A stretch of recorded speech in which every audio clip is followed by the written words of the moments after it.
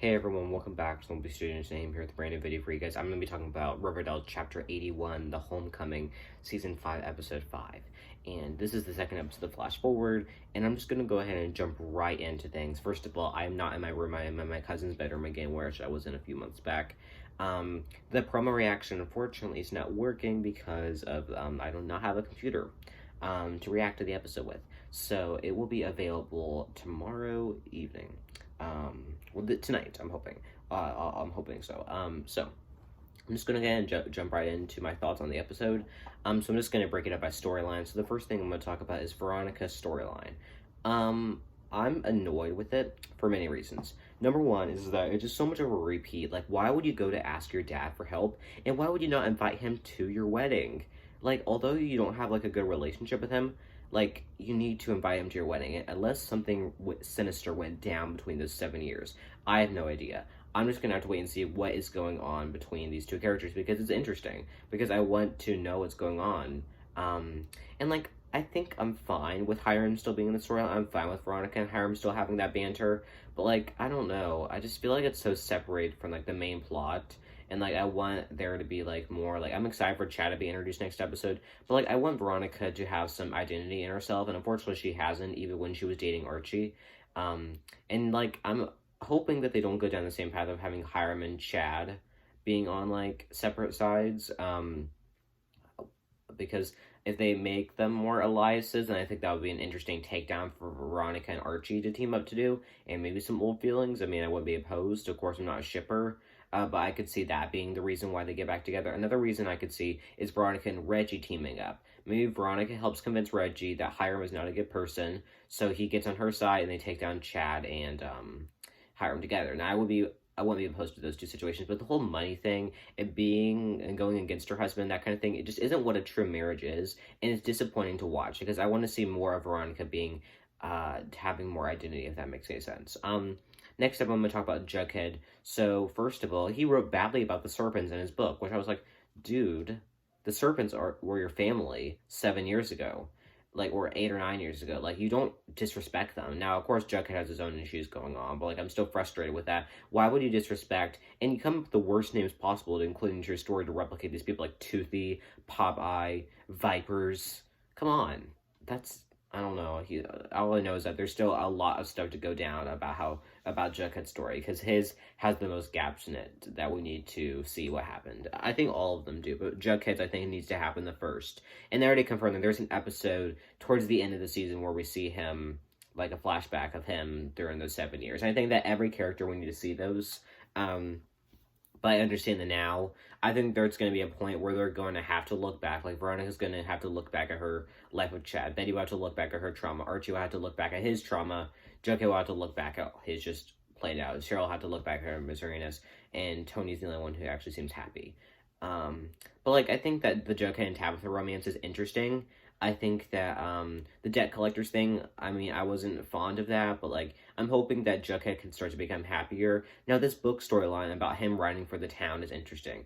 No one wants to write about that, but now it looks like he's going to be sunk into doing these more stories, and that is going to affect the people around him even more, because he's going to have to desperately fight for ideas on how to write about this town without hurting the people around him. I think that's going to be his main obstacle for the course of the season, is trying to not hurt the people around him like he did in the past through the story of writing. Now, I want the CW to release Jughead's book. I think that'll be awesome to read, and I hope that they do that.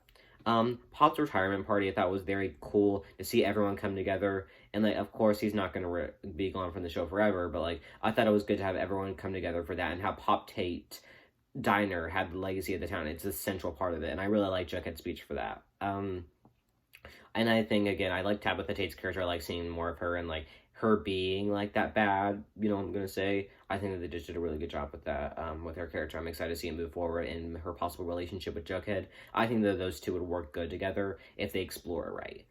Next step, first of all, before I get to the BARCHIE stuff, which I'll talk about, we have, Riverdale High is getting ready to close its doors because Hiram Lodge is cutting its budget every time. So Tony, Alice, Archie, and Kevin are teaming up to get it, off its rocker. And Hiram Lodge is, like, going around being annoying. First, asked Tony if she would want to be offered a job at Stonewall Prep, and she flat out refuses, saying that he needs to get lost. She would never take orders from him again, which makes sense. Come on, Tony is doing really well in her storyline right now.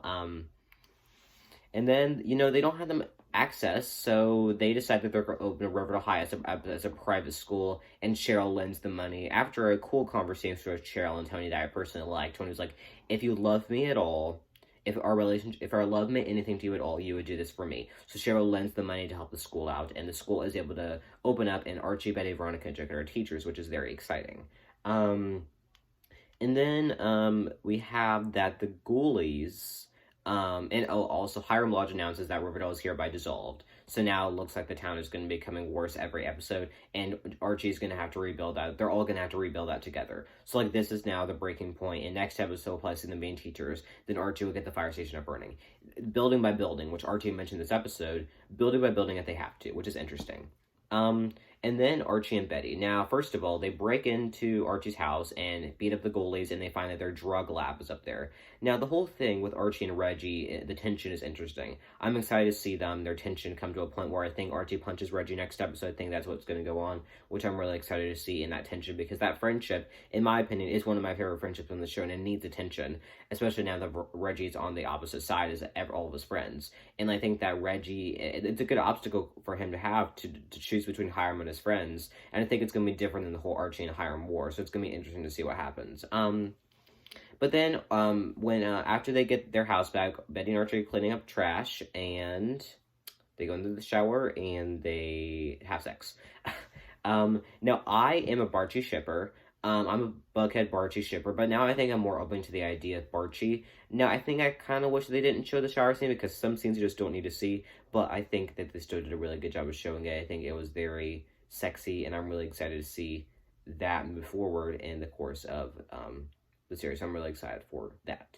Okay, so coming up next in the storyline is, well, afterwards they kind of like say, we're going to be friends, but in the promo for next episode, we already see that they are not just friends, they are friends with benefits, and that'll be interesting to see them hook up at different places. Okay, last thing I want to talk about is the Betty and Polly thing. Now, Polly, we need something for her to do, because she can't just be this character who comes in here with issues, because she was hanging out with the Ghoulies.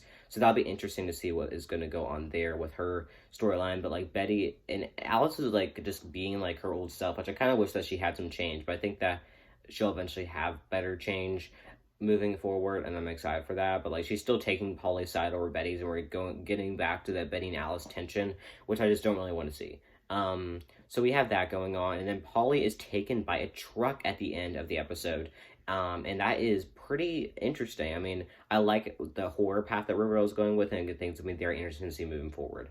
So my best moment of the episode is Pop Tate's party and Betty and Archie's shower sex scene. I think that those two really highlighted the show and deep meaning for it, and I really enjoyed it. My least favorite moment was probably Veronica's whole storyline, because it's just such a repeat. The only moment that I liked was Hiram saying, no, he would not help her, it's time that I teach you a lesson, and also him saying, coming back at her, and also, not inviting him to the party was weird. MVP, I have Archie and Tony. I think that their two storylines are really developing, and I like that. LVP, I have Jughead, and just because, he's just, using the town, in his book, and I really don't want that.